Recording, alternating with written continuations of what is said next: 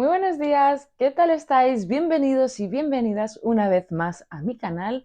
Yo soy Iris y hoy vamos a hacer un repaso por todas mis lecturas del mes de enero. Este mes de enero lo he dedicado a mi propia iniciativa, el Enero Francés, que como ya sabéis fomenta la lectura de la literatura francesa. Ya os he contado que yo soy medio francesa, tengo las dos nacionalidades y todos mis estudios se cursaron en la lengua francesa, entonces le tengo un amor particular, adoro esta literatura, la he estudiado mucho y me encanta. Este es el tercer año ya que la hago y el nivel de participación es cada vez más alto. Siento que la gente se anima cada vez más a participar en ella, a probar distintos tipos de literatura francesa, tanto contemporánea como clásicos. O sea, de verdad que este año me habéis sorprendido muchísimo. La participación ha sido bestial, así que desde aquí os doy las gracias y espero que hayáis disfrutado muchísimo de vuestro enero francés.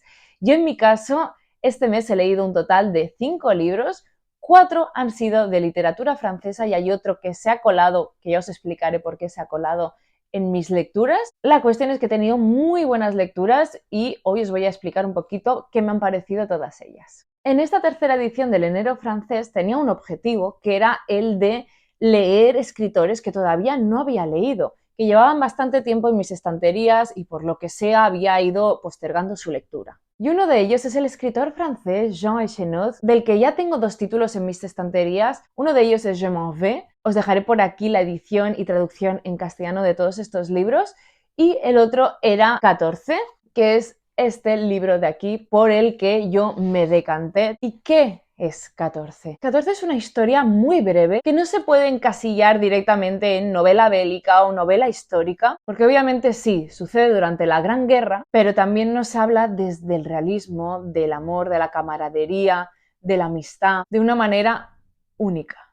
El autor nos ofrece en esta novela un narrador omnisciente que sorprende justamente por su frialdad, pues incapacita tanto de expresividad como de sentimientos a los propios personajes, cosa que se puede interpretar, obviamente, ¿no? Que la intención del autor justamente es mostrar cómo la guerra cambia las emociones en las personas, cómo las deja frías, sin sentimiento, sin sentir las mismas emociones, ¿no?, que tenían antes de la guerra. Lo que a mí más me ha gustado de esta novela es principalmente que la intención del autor no es hacer una novela sobre la guerra en sí. No trata de opacar, ¿no?, las grandes novelas que se han escrito sobre conflicto bélico, ni tampoco intenta ni reinterpretar ni reescribir la historia, sino lo trata de encarar todo bajo un prisma poético y escoge muy bien a los personajes de esta novela, pues todos simbolizan algo, todos tienen su papel fundamental en la historia y eso que son muy poquitos personajes,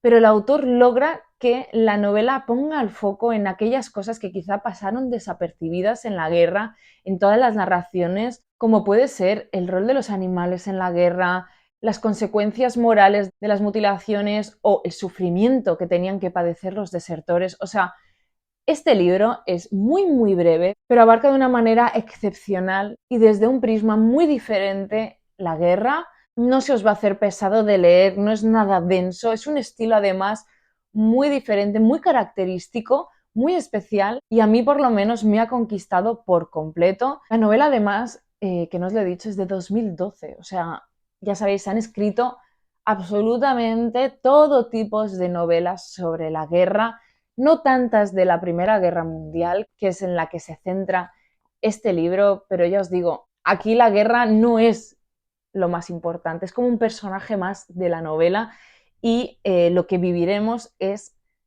todo lo que deja atrás de sí desde que llega la guerra a la vida de estos jóvenes y cómo es el cambio de esta guerra en sus vidas. De verdad que me pareció fabuloso y una manera única de empezar con este autor.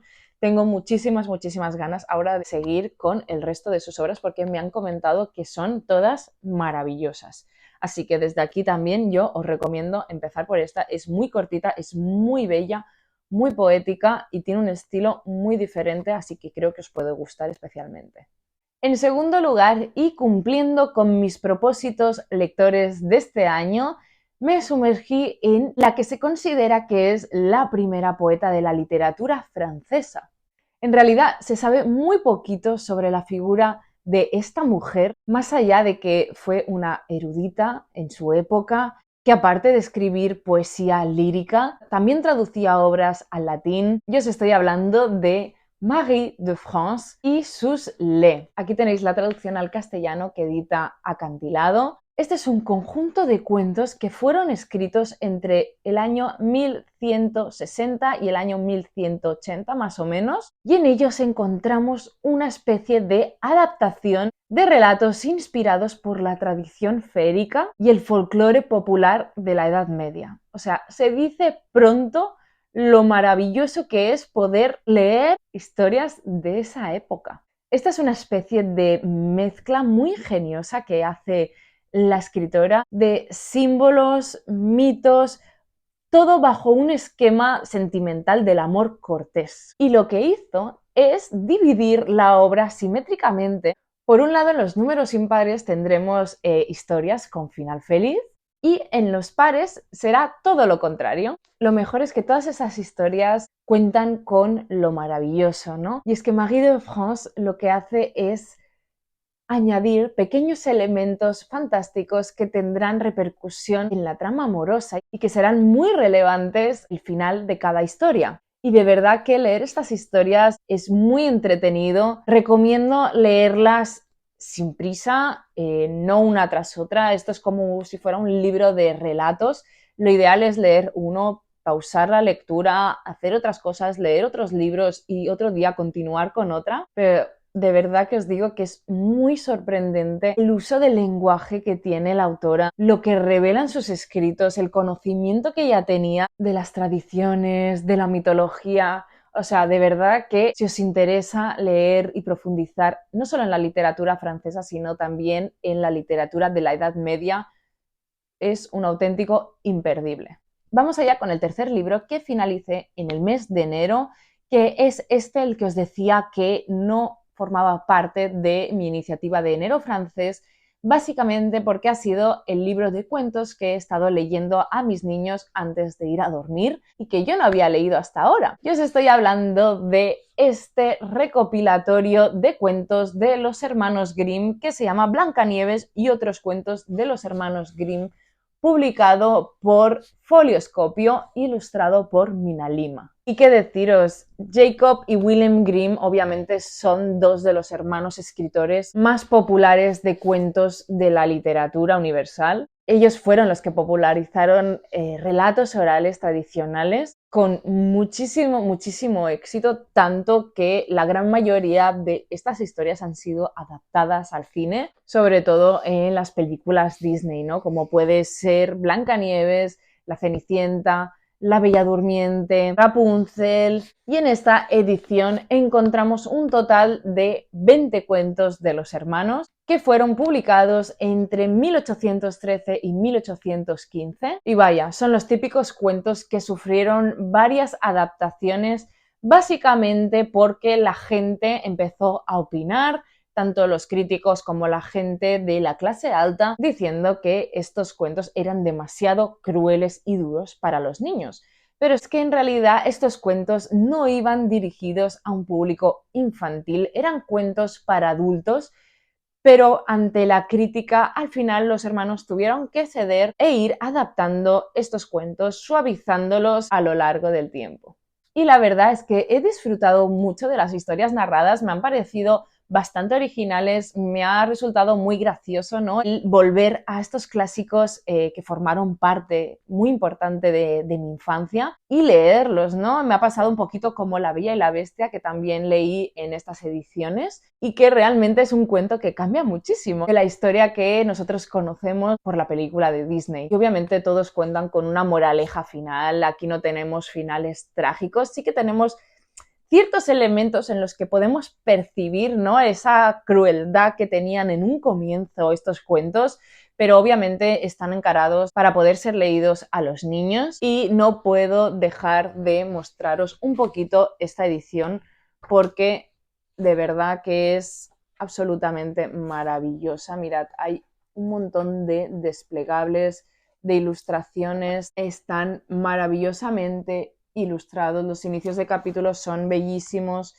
y, como os digo, los desplegables son preciosos. Como veis, es una auténtica delicia de edición que yo recomiendo muchísimo. Para todos los que disfruten de los clásicos infantiles o de las ediciones bonitas, es que estas ediciones no pueden faltar en unas estanterías. Son bellísimas. Con mi cuarta lectura también estoy cumpliendo uno de mis objetivos de mis propósitos lectores.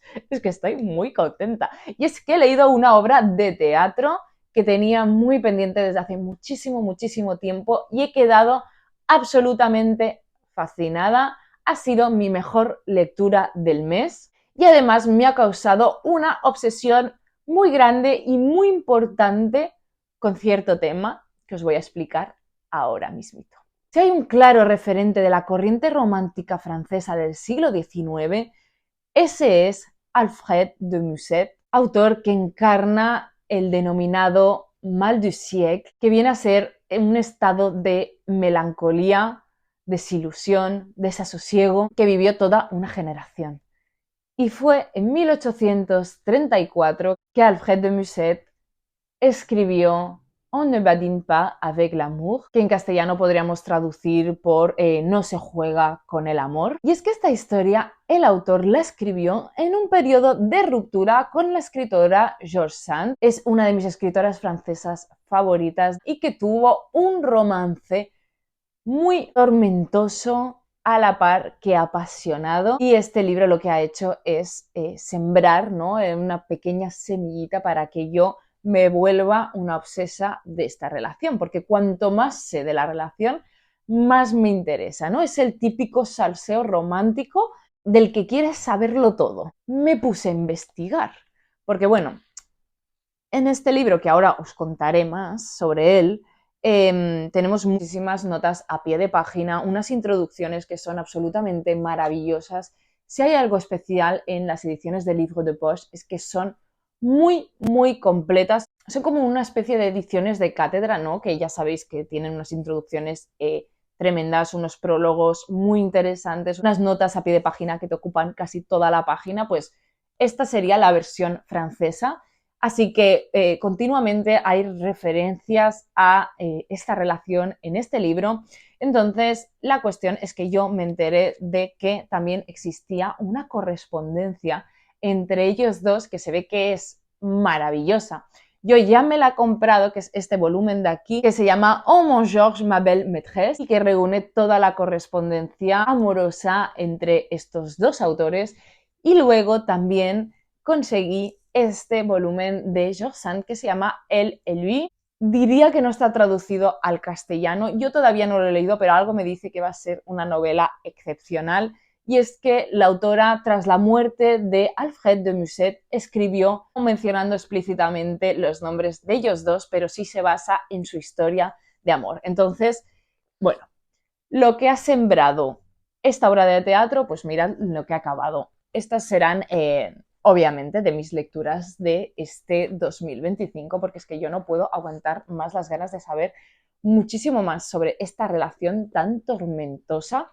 De verdad que os digo que pienso informarme muy bien, documentarme, y cuando tenga toda la información bien y tal, aquí me tendréis con un vídeo. Y ahora sí os cuento un poquito de esta obra. Está dividida en 3 actos y podríamos decir que es una especie de comedia trágica, dramática y cruel, que se centra en describirnos los sentimientos, la pasión y el sufrimiento humano. La historia es aparentemente sencilla, ¿no? Nos presenta al varón, que es un hombre que planea casar a su hijo Perdicón, que acaba de llegar de finalizar sus estudios, con su prima Camille, una joven que ha estado en un convento durante varios años y les unía un amor muy tierno de infancia. La cuestión es que ahora se vuelven a ver, ¿no? Esto es una especie de reencuentro y han sido educados de una manera muy diferente. Cada uno tiene una visión del mundo totalmente opuesta y obviamente esto hará que tengan un reencuentro bastante inesperado y que nada salga como esperaba el varón.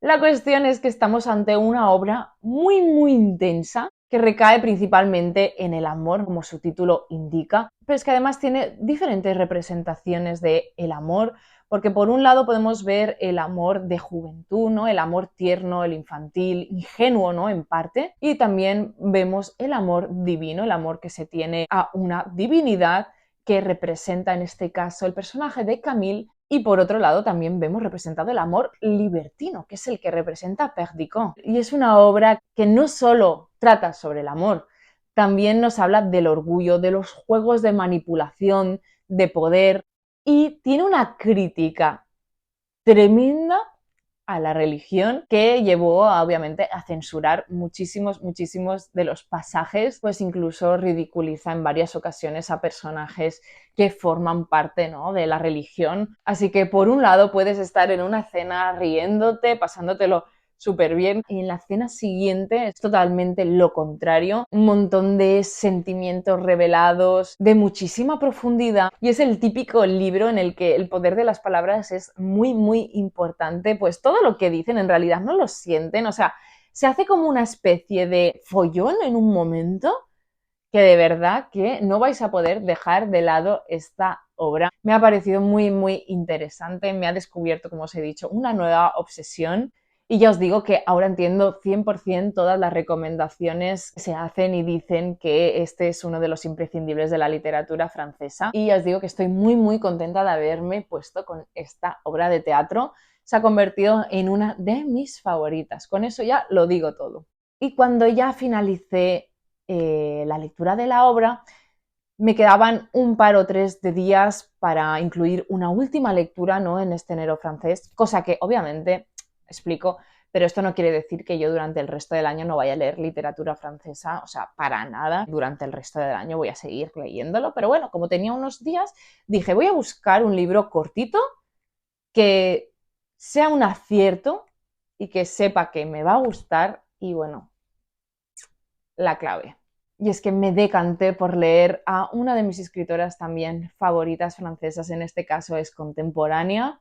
Este es el 7º libro suyo que leo ya, la novela que realmente enamoró a la crítica y que la hace ser la escritora prestigiosa, ¿no?, que es hoy en día. Os estoy hablando de Annie Ernaux y Laplace, que fue escrita en 1983. En castellano está traducida como El lugar y tenéis esta edición de aquí. La mía es una edición especial que es completa en plata y tiene estos destellos arcoíris que me parecen muy bonitos. Y qué deciros ya de Annie Ernaux, es que me parece absolutamente fabulosa. En este título, Ernaux nos va a narrar la infancia y la vida de su padre. Este es un hombre que proviene de un mundo rural y obrero, y lo que va a hacer justamente aquí Ernaux es ilustrar a través de la vida de su progenitor el miedo a la humillación, la vergüenza que siente ante la distinción de clase. Y justamente fue él el que impulsó a la escritora a salir de ese mundo, a estudiar, a que fuera una persona que no perteneciera a ese mundo, aunque eso suponga alejarla de sí mismo, ¿no? Entre ellos se crea una barrera, una distinción que Annie Ernaux refleja en este libro de una manera increíble. Y es que si no habéis leído a Annie Ernaux, digamos que este es el libro en el que crea su propio estilo.